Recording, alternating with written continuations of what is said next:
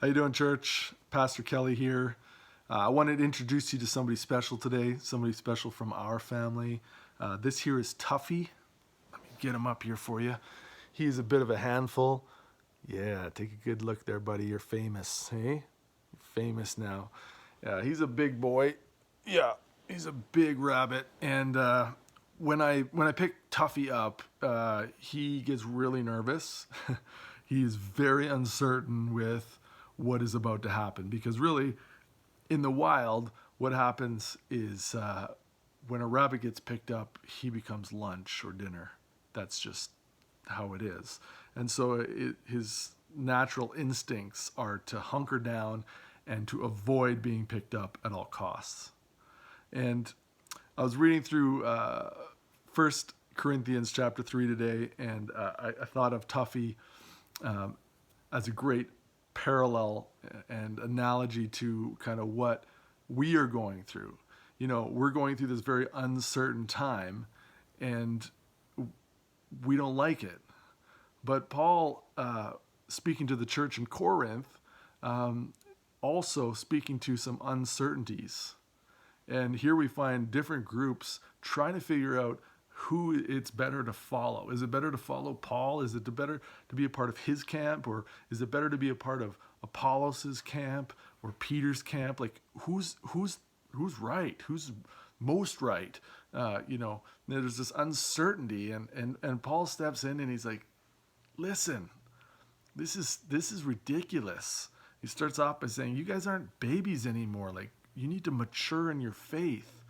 And I wonder if maybe that's a message for some of us right now during this time of uncertainty, where God is saying, listen, you don't need to be uncertain. And this is what Paul says. He says, don't fool yourself. This is verse 18 out of the Message. Don't fool yourself. Don't think you can be wise merely by being up to date with the times.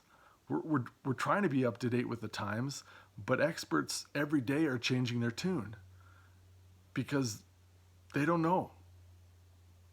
We have to rely and trust on God, not on the experts. And I'm grateful for the experts, but we got to trust in God. And so he says, don't try to be wise by merely being up to date with the time. Be God's fool. That's the path to true wisdom. Yeah. What the world calls smart, he says, God calls stupid. It's not even on the same page. And if we skip down to verse 21, Paul says, I don't want to hear any of you bragging about yourself or anyone else. And he's talking about the different leaders, like where you're putting your hope or where you're, putting your trust. He says, everything is already yours as a gift. You're uncertain about, what person to follow and what's important and what's happening around you. Forget about it. He said, everything's a gift. It's yours already. You're already part of this intricate web of God's. He says, whether Paul, Apollos, Peter, he says the world, even life or death, he says, the present and the future, all of it is yours. And you are privileged to be in union with Christ, who is in union with God.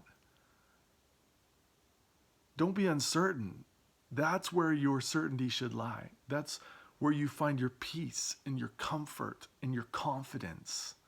Not in what's happening around you, not in the experts that you should be following, but in Christ, who's already in you and is united with God. And therefore, you are a part of this intricate network of life and death and God, who has everything in his hands.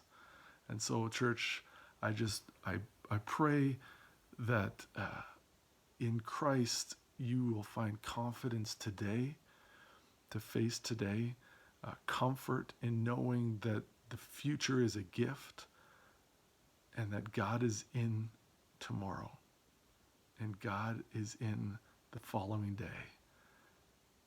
And he has you wrapped up in all that he is doing. Be blessed.